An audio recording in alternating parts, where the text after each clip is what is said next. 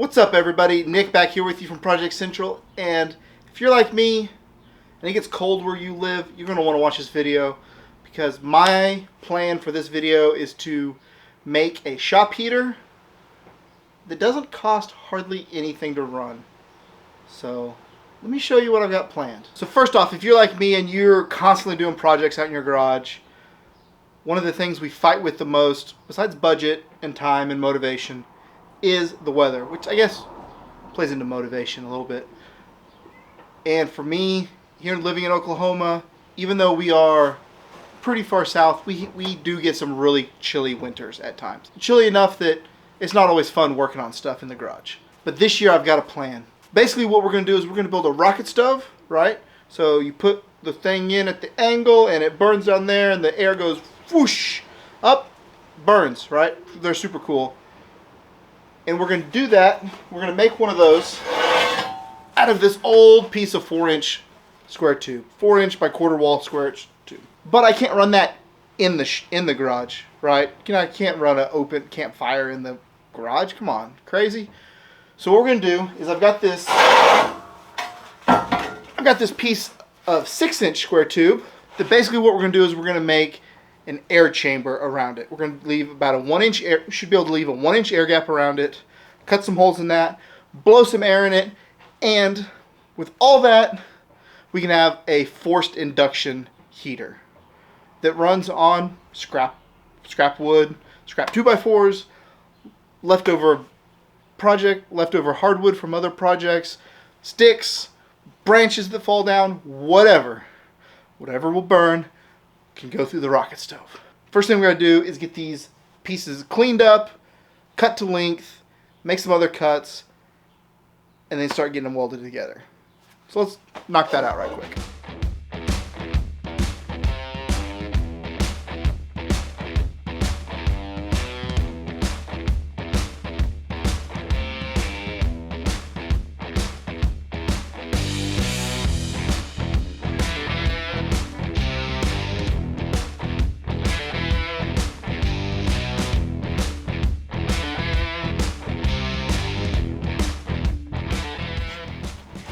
So I got the pieces cut up.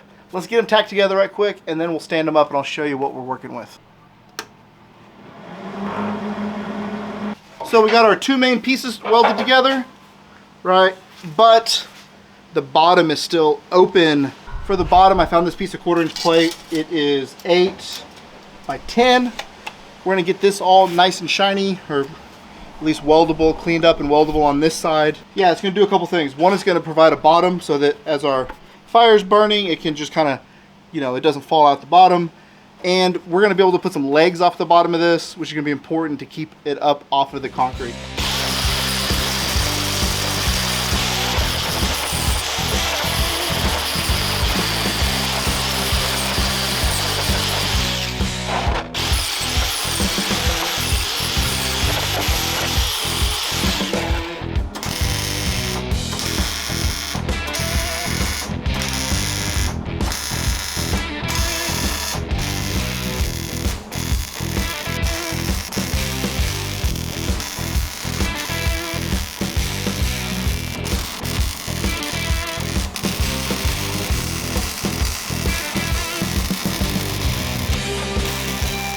So that we have our base put on, let's go start a fire.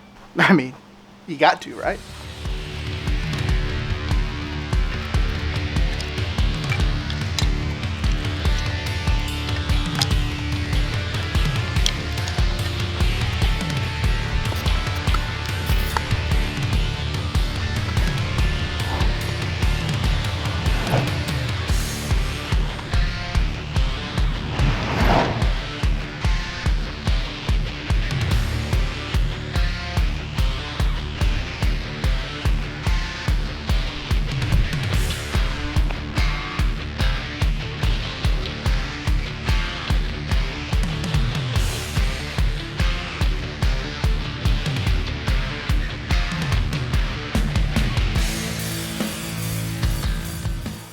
been almost 10 minutes.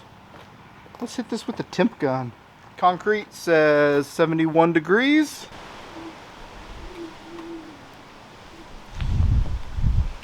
355 at the base of the rocket stove. So that is going to pump out a ton of hot air. I'm gonna go get the garden hose out, put this fire out, and then show you what I'm gonna do to capture that hot air to blow it into the shop. Working on going over all these welds again because there's stuff like this that I missed last time. This is part of the angle cut, and it's just a hole. So I gotta make sure I go over that. There's a couple other spots I missed, so.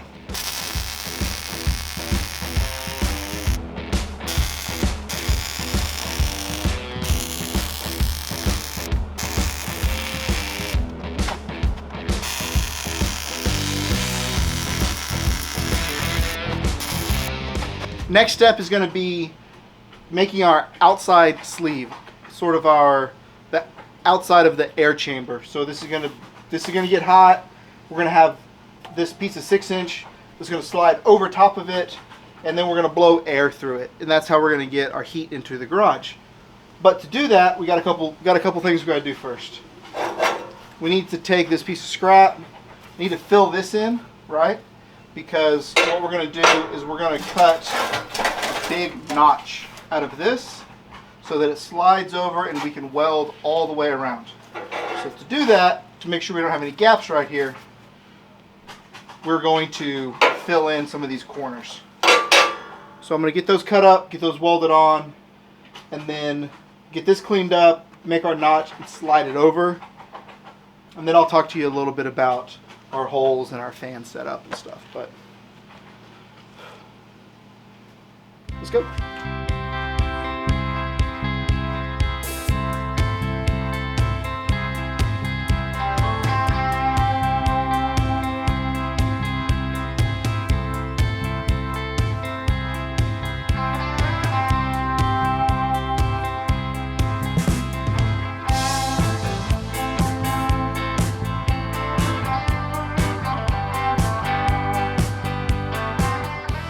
All right, got our piece, got our outside piece cut out. Oh. See how she fits. A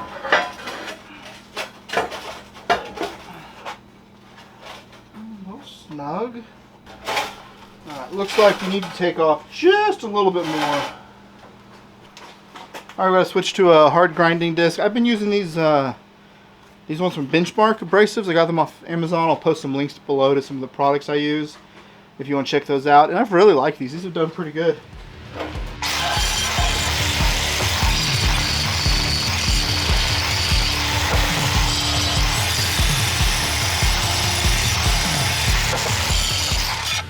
Okay.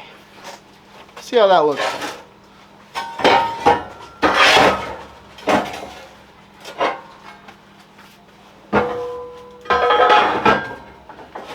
Slides over good.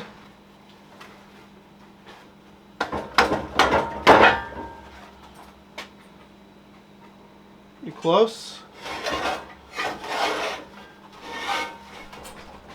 So here's the first really good look of the master plan coming together. What's going to happen is there's going to be a fire in here. I'm going to cut a hole, probably a 3 or 4 inch hole in here. And then a 3 or 4 inch hole in here. We'll cap this off, weld it all around. You can see the fitment is pretty good. It's enough to, we can weld all this. And then as we have a fire in here, blow air through it, the air heats up and blows hot air out into the garage. So that is the plan. So I got the fitment pretty much spot on. You can see that the top isn't quite level with one another. Don't know if we're gonna try and grind the outside one down, or if we can just fix it with whichever top we're gonna put on it. To seal this off, I'm thinking about using just some angle iron to hang over the sides a little bit. It will be kind of useful as a handle to grab onto, and also to fill this gap in. So I'm going to get this kind of squared up, tacked in place, and then we'll work on the top. That's pretty close to being squared up. Let's get tacky. Cha!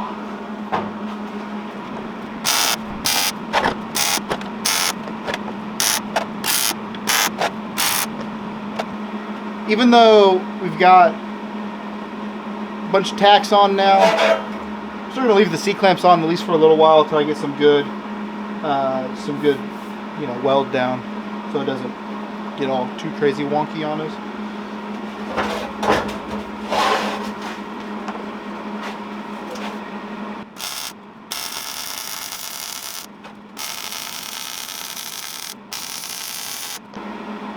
Also, one of the things I like to do is if I weld this side, a lot of times I'll come and weld the opposite side. I don't usually make like a full pass around something, push on something big. Just I think it helps keep the warping down, but I don't know. Just kind of best practice, I think.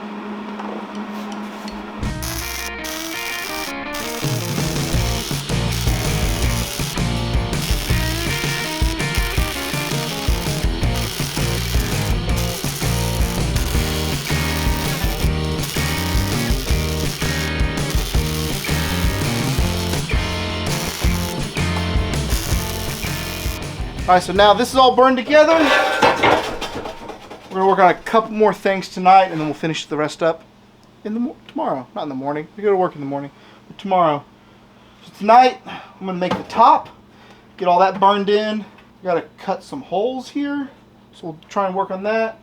Be right back. I'm going to go look in the not trash pile, material pile. So I was digging around the scrap pile, and this is what I found. I found a piece of 4-inch pipe. We're gonna probably have to get some more of this tomorrow, but I found this piece of 3.5-inch OD pipe. I'll show you. It's pretty close. I think that I can weld this. I can cut some pieces of this, maybe some 2 or 3-inch pieces, weld that on, cut some holes, weld that on, and then use some hose clamps. I'm like a couple of hose, cut a slit in this, use some hose clamps, and really cinch this down. I think that'll work. Let's try it. So here is the part that I might be doing some real dumb, and that is chucking up the 3.5-inch hole saw into the drill press. Maybe it's real dumb. Maybe it's genius. I think it has a bigger chance to be really dumb.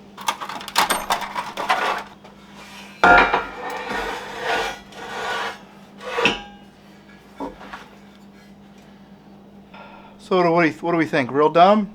Genius? Somewhere in the middle? It's kind of in the middle.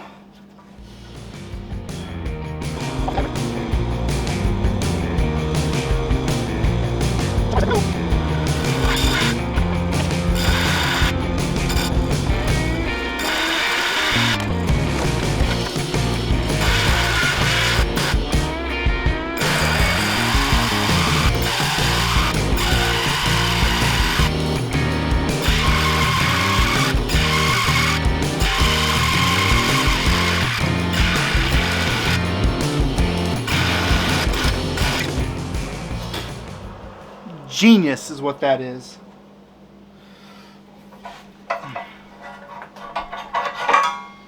Yeah. Not sketchy at all.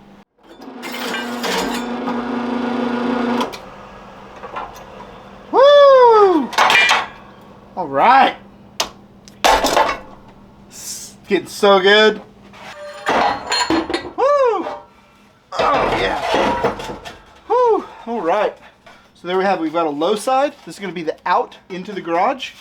It's going to get a piece fit up and welded in there. And we've got a high side. What I really think this is going to do is the high side is going to come in. It's going to have to be forced down and out. This distance here is really going to give that air that little bit of extra time to heat up, which means that as it comes out, it's going to be hotter, which means it's going to heat up the shop better. Next step, get this cleaned up, ready to weld. This cleaned up, ready to weld. I'd use that cutting oil, so... Oh, also, pro tip.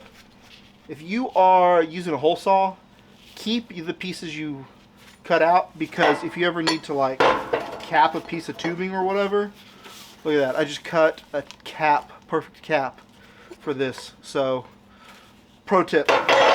Save everything. Don't ever throw anything away for the rest of your life. So for cutting this pipe, you could absolutely use a cutoff disc.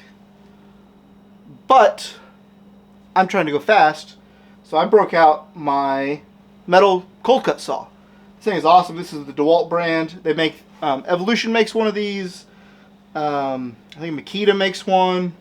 I know they make the little cordless circular saw version.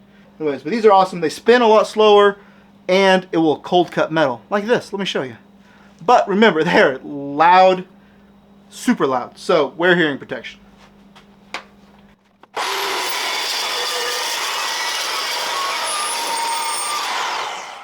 So as you can see, nice square cut, and you can see this one was all sorts of wonky.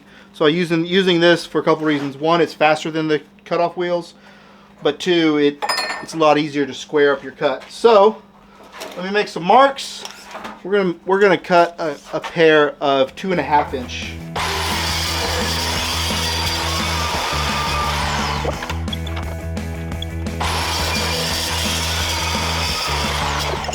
Let's get these cleaned up and ready to weld on. Like 9 o'clock at night, I'm out here with the loudest tool I own. I have no idea why my neighbors hate me sometimes. Not sure what type of paint is on this one, but I got this one cleaned up already.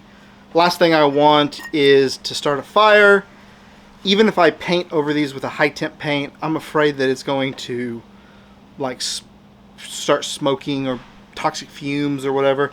That's really not what I'm wanting to pump full in the garage. So getting these cleaned up, then we'll weld them on.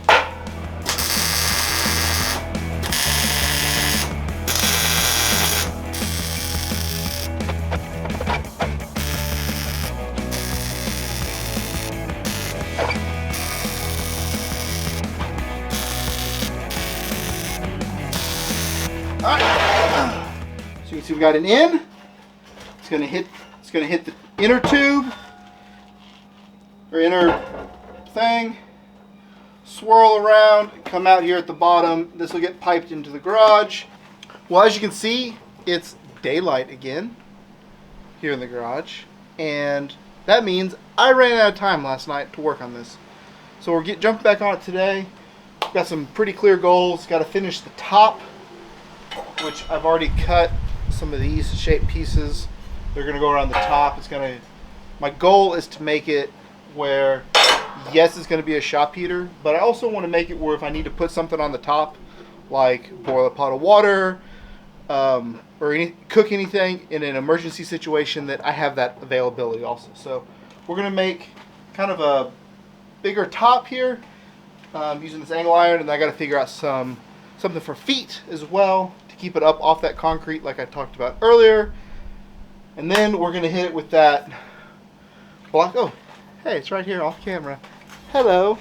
We're going to hit it with this Krylon high heat and let it dry overnight, and then dry for an hour or two, and then we're going to fire it up and see, and I'll show you what type of forced induction we're going to put through it. So we're going to make a couple more of these, and then feet. So let's jump on all of that right now.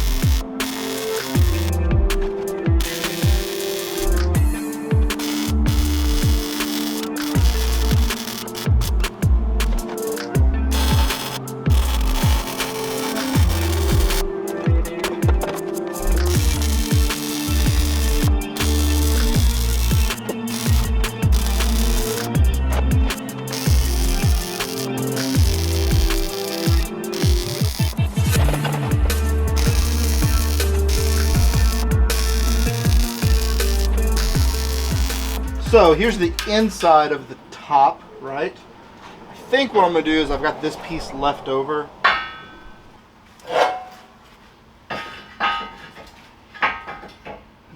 No. Gotta figure out something to do here. Be right back. Okay, so had same piece that I cut off of for the outside. I cut some links here, and I think what I'm gonna do is something like that. Like that. But we'll have to do some trimming. Alright, so we got our piece here for the middle.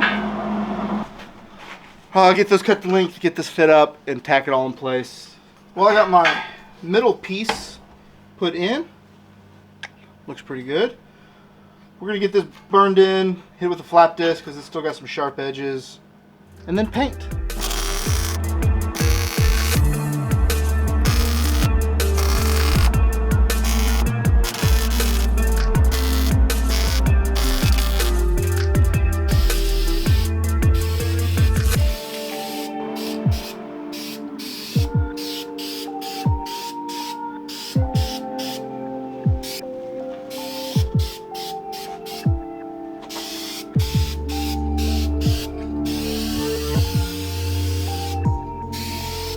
So it's about 50 degrees this morning. We had a cold front roll through last night, so I figured that would be a perfect time to get this set up and tested. There's nothing going in the rocket stove yet.